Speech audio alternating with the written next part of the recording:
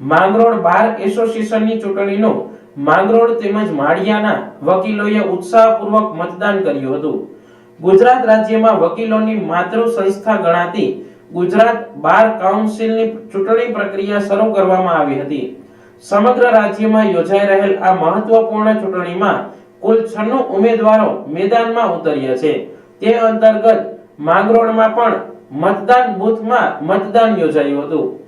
માંગરોળ કોર્ટના 12 રૂમમાં યોજાયેલ મતદાનમાં માંગરોળ તેમજ માળિયા વિસ્તારના વકીલ મિત્રોએ મોટી સંખ્યામાં હાજરી આપી ઉત્સાહપૂર્વક પોતાના મતાધિકારનો ઉપયોગ કર્યો હતો।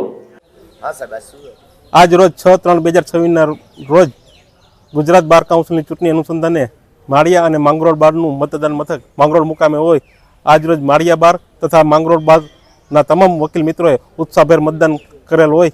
હું ચંદુભાઈ આર ભરડા, સેક્રેટરી માળિયા બાર એસોસિએશન, બધા વકીલ મિત્રોનું માળિયા બાર તથા માંગરોળ બાર વતી મતદાન કરવા બદલ બધાનો આભાર વ્યક્ત કરું છું। જય હિન્દ, જય ભારત, જય સંવિધાન।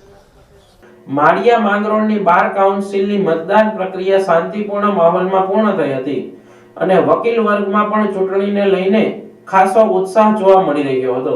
હવે જોવાનું એ રહ્યું કે 96 જેટલા ઉમેદવારોમાંથી બાજી કોણ મારશે। આ ચૂંટણીના પરિણામો સમગ્ર રાજ્યના વકીલ વર્ગ માટે મહત્વપૂર્ણ માનવામાં આવી રહ્યા છે। આજ રોજ તારીખ 6/3/2026 ના રોજ એડવોકેટોની માતૃ સંસ્થા બાર કાઉન્સિલ ઓફ ગુજરાતની ચૂંટણીનું જે ઇલેક્શન છે, આ ચૂંટણીમાં આજરોજ માંગરોળ અને માળિયા બારનું પોલિંગ સ્ટેશન છે એ માંગરોળ કોર્ટરૂમ ખાતે આપવામાં આવેલ હોય।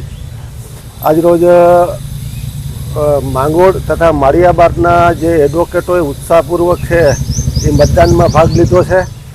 તે બદલ માંગરોળ બાર અને માળિયા બાર મતદારોનો ખૂબ આભાર વ્યક્ત કરે છે।